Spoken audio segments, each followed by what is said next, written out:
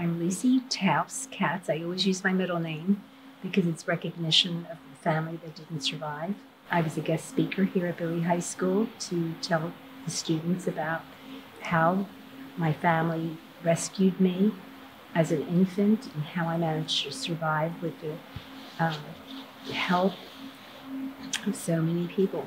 When you think about all the people that risked their life to save mine, including the family that rescued me, that hid me, saved my life, and Uncle David, who lost his life because of me, and the heartache and the pain, and somebody has to speak for them, and that's my job. I went to the presentation because my great-grandparents were survivors, and so the Holocaust, since I'm also lived in Israel, was born there, it's really important for my culture and my family and for generations of people. So I wanted to go talk to a survivor who also experienced similar things. I chose to attend the presentation because I heard about it from my art teacher, and it seemed really interesting, to hear a testimony from someone who experienced that, and I thought it would be a good opportunity.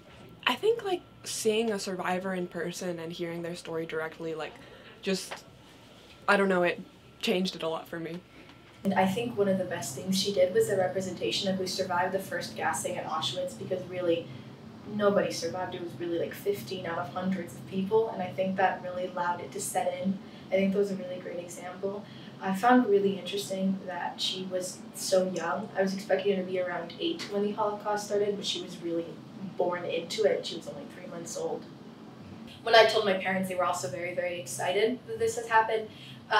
It felt well, first of all, she had gruesome first-hand accounts, and I think hearing a first-hand account allows a lot of it to set in a lot more, because it's you can watch as many movies as you want and you can hear about the horrors as much as you want, but it seems less real than when a person is telling you flat out, hey, this is what happened to me and my family.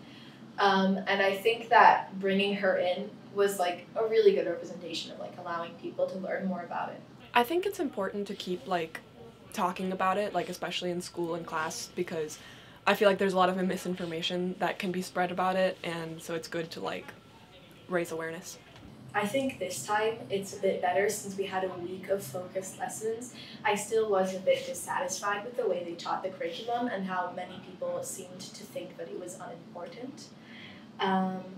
But it's significantly better. Students, oh my gosh, all of you I'm so in awe and inspired and hopeful.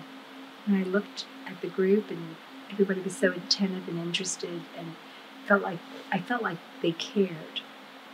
That was just awesome. I was just overwhelmed. I was surprised I didn't start to cry. Just a great group of young people.